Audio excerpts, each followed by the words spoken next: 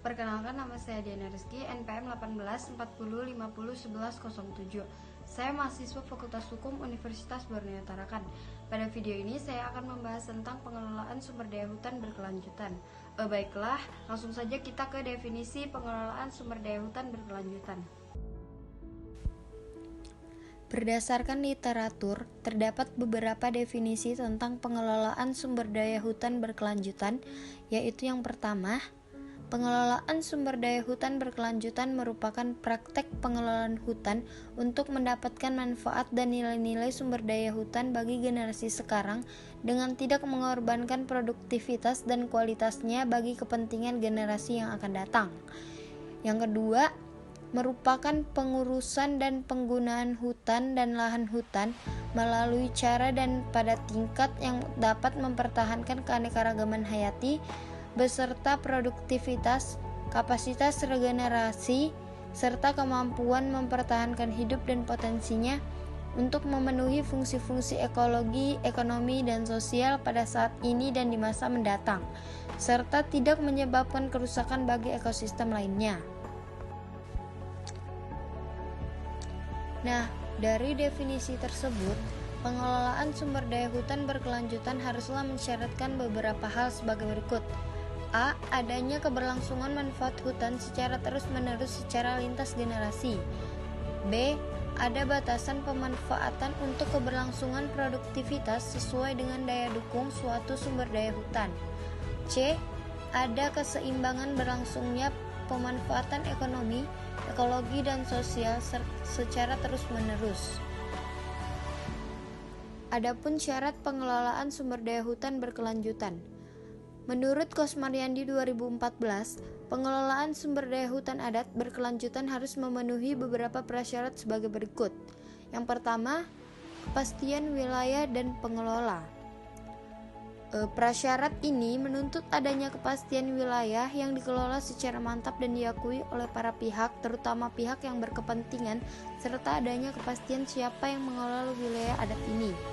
Kepastian pengelola menjadi penting untuk memastikan seluruh tahapan pengelolaan hutan dapat dilakukan secara kontinu dan sistematis. Kedua, arah pengelolaan sumber daya hutan ditunjukkan bagi terpeliharanya keberlangsungan ketiga fungsi hutan, yaitu pertama, kelestarian manfaat ekologis, kedua, kelestarian manfaat ekonomi atau produksi, dan ketiga, kelestarian manfaat sosial budaya. Pengelolaan sumber daya hutan adat harus dilakukan dalam rangka keberlangsungan manfaat ekologis, manfaat ekonomi, serta manfaat sosial budaya hutan adat. Manfaat ekologis hutan meliputi manfaat hutan sebagai sistem penyangga kehidupan atau hidrologis pengatur iklim, ruang kehidupan yang menjadi elemen dasar bagi kesejahteraan manusia sebagai sumber budidaya. Manfaat ekonomi meliputi manfaat hutan sebagai penyedia kebutuhan dasar hidup manusia atau papan, pangan, dan sandang, modal dasar pembangunan serta berfungsi sebagai pendukung kesejahteraan hidup manusia. Manfaat sosial dan budaya diantaranya berfungsi untuk memelihara identitas atau jati diri manusia, memenuhi kepentingan religi, budaya, dan sejarah, memelihara peranata sosial serta sarana untuk berbagai pengetahuan kepada generasi berikutnya.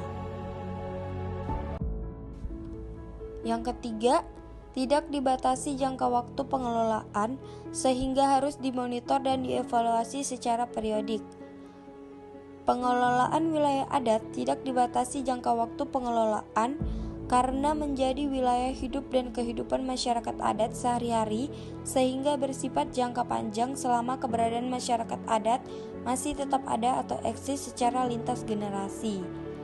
Untuk itu, harus dilakukan monitoring dan evaluasi secara periodik. Melalui pengawasan dan evaluasi yang rutin dapat diketahui perkembangan pencapaian pengelolaan hutan adat dari waktu ke waktu. Selain itu, dapat diketahui kendala yang dihadapi oleh komunitas dalam mengelola hutan adat atau wilayah adat. Sekian video dari saya, semoga bermanfaat. Wassalamualaikum warahmatullahi wabarakatuh.